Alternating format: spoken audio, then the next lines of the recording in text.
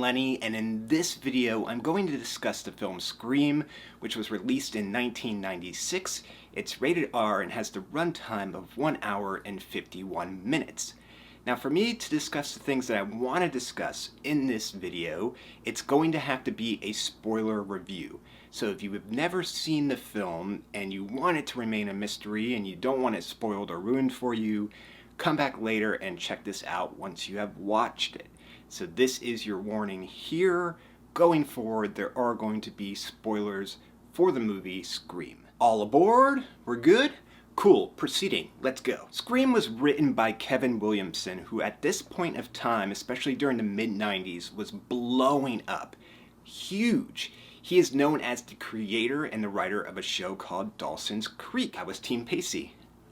And at that time, Kevin was pegged as the man, as the writer that had his finger on the pulse of young adults, teenagers, and young adults for movies and television shows. Scream landed legendary director Wes Craven for this film. Wes Craven is known for A Nightmare on Elm Street franchise, The People Under the Stairs, The Last House on the Left.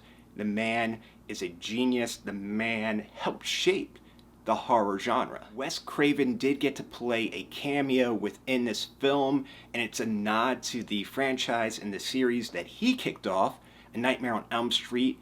Wes Craven plays a janitor named Fred, who is wearing a red and green sweater and a hat, just like Freddy Krueger, mopping the halls of Woodsboro High School. Now, before Scream came out, the horror genre was in trouble. It was flatlining. It was DOA.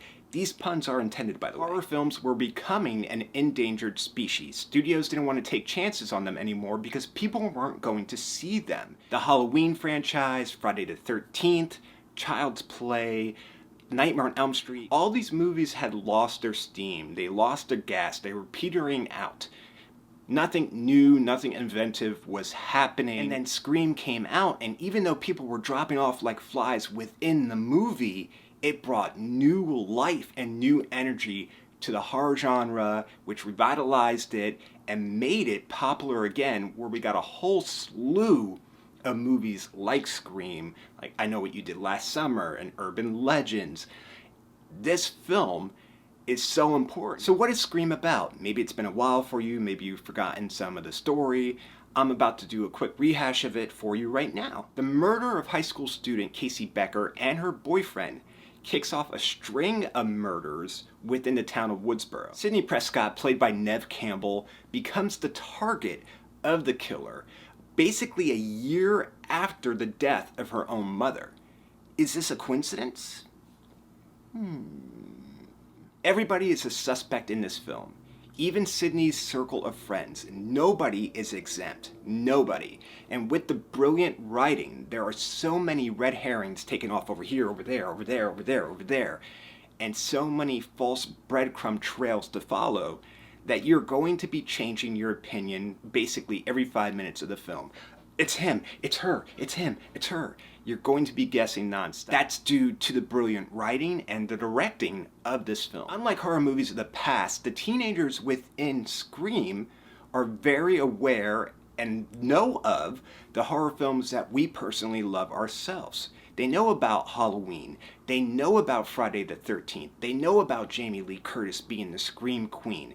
They know about all this. This was groundbreaking at the time. The characters within this film, that means they knew the do's and the don'ts of surviving a horror movie. What to do, what not to do if you're being chased by a homicidal murderer. Once the killer is revealed in Scream, another curveball is thrown to the audience. All of us got a curveball because we find out it's not just one killer, it's two killers working together, working in conjunction with one another to pull this whole thing off. One of the killers has a motive, as lame as that motive may be, but it is motive.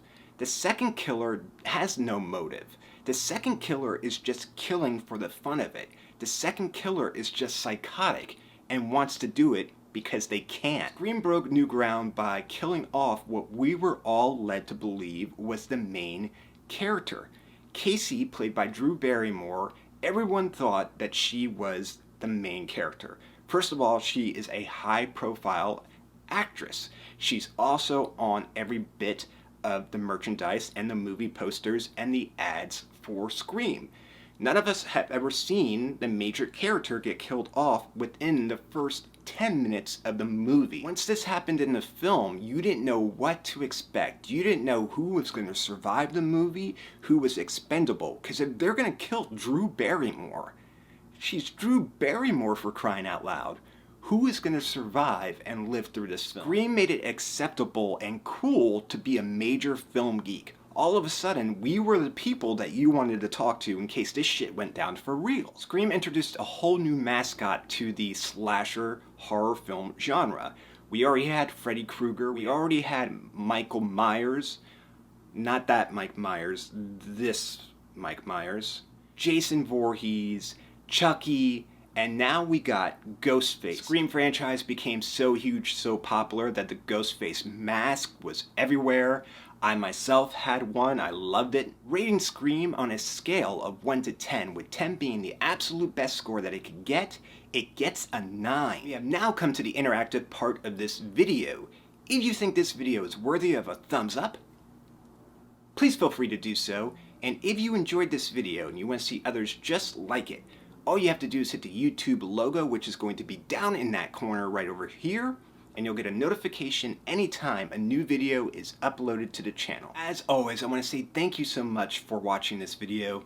Thank you for your time, and thank you for the opportunity to talk about these things that I'm passionate about. I greatly appreciate that. Please be safe, be careful, and I'll talk to you soon.